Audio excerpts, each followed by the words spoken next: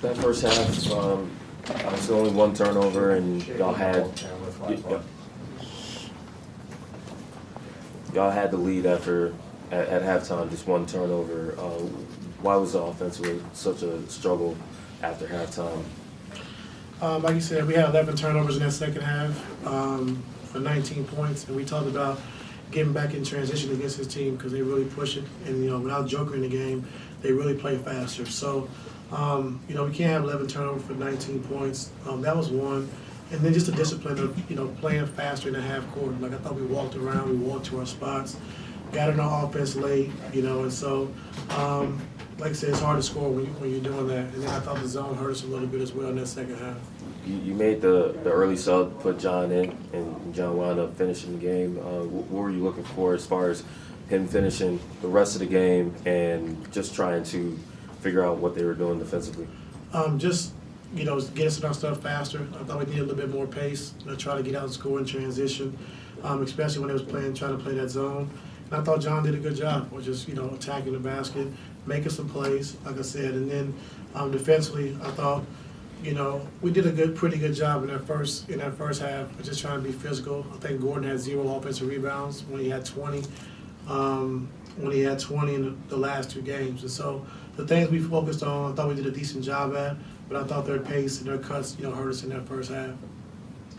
Terrence played 33 minutes, but didn't feel like he was showing impactful stuff. What did you see from him out there today? I thought just a little hesitant. I think just knowing what to run and the pace we want him to play at, but that's to be expected. Young player switching positions, and so tonight was a learning experience. I thought he did a good job defensively. Trying to disrupt. With Jamal and with Bones, and so just something we gotta get used to. It's a new style we're getting used to playing with as well. And so nothing against him, man. Just things we got to work on, keep showing film, and keep getting better at. Is there balance overall, talking about scoring-wise, playmaking? That's something you guys expected coming into this game without Jokic? Say it again? Was the overall balance of their offense something you expected without Jokic? Yeah, we knew it would go through, Jamal and through Bones, Jamal does a great job with his pace, picking and choosing the spots, when to get his teammates involved. And, he's a really good player, so we knew that it would go through him, with Joker being out. And he did a good job of just, holding it down.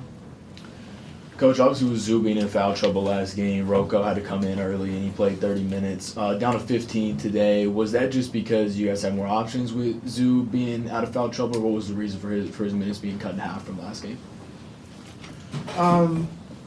Just, the way the game went, the flow of the game, with DeAndre on the floor and us struggling to rebound the basketball. Just thought it was important to try to keep a big body on the floor. And then to start that fourth quarter, we went small and we did some good things. And then we just had too many turnovers in that stretch. And so when you're small and you're not, able to really get stops and rebounds, you got to take care of the basketball. And we didn't do a good job with that in the fourth quarter. Hey, Ted, I felt like tonight John's shots were either, shots at the rim or 3-pointers. Is that something you guys have had a conversation with him about shot selection in terms of maybe eliminating the mid-range as much as possible? I mean, when it comes back around, because his mid-range is not bad, but when it comes back around, when it's 7, 8 o'clock and you run pick and roll, looking to take those shots off the dribble, more so than when it's 18, 19 on the clock. And so, like I said, he's done a better job with that. And his catch and shoot threes the last, 10, 12, 13 games has been really good. And, as you've seen tonight, shot it well, 2 for 4. And so just getting him used to playing that style of basketball when he's been playing a different way his whole career, so it's kind of tough, but he's been doing a good job. Coach, we're at the halfway mark. Have you ever seen the Western Conference so balanced? I mean, everybody's knocking off each other. It's pretty crazy right now. Yeah, I'm glad for that because the way we've been struggling and, where we're at right now, and, it's good to see that, but we're close. Like I said, we're close to running off 6 or 7 in a row. We just got to get everybody back healthy, and then just continue to have that defensive mindset every single night. And so we're not far off, but it's going to take some work. It's going to take some time. Ty, you kind of tethered John and Norm together tonight as a duo. What do you like about that pairing on both ends of the floor? Well, I think offensively, John being a push and attacking transition. And then I think in the half court, it gives us somebody we can play through, especially with PG being out, with Luke being out. we can play through Norm with that second unit, and they do a good job with that.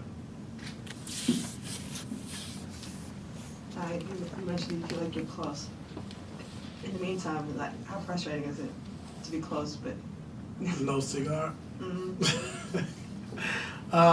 It's not frustrating. Like I said, it's just something we got to dig ourselves out of, and so, you got to play hard, and it just seems like every bounce, we get the bad bounce every single time, so when you're going through those type of times, you just got to, knuckle down and be tougher, mentally and physically. And so our guys are not going to give up in the locker room. We know it's a tough stretch right now, and we got to hold it down until our guys get back, and so that second half is a learning experience for us. Just take care of the basketball and playing through the game with more pace. We can't walk around and walk to our spots offensively because defenses are too good, and so we got to make sure we're sharp in that regard every single night. For Kawhi and John, are there limitations in non-back-to-backs? Are they pretty much done for now?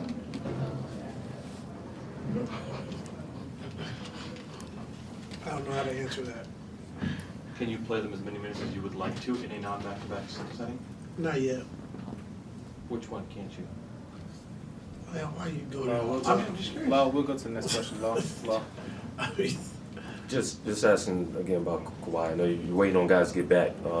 Have you noticed that there's just been, when he comes back in fourth quarters, doesn't always have that finishing kick that you see in the first three quarters from him? Yeah, that's to be expected. Like you said, he missed a whole year and a half, and coming back, in that first half, he does have a lot more pace than he does in that second half, and so that's just getting his legs back, and then also missing his partner PG, who can carry some of that scoring load.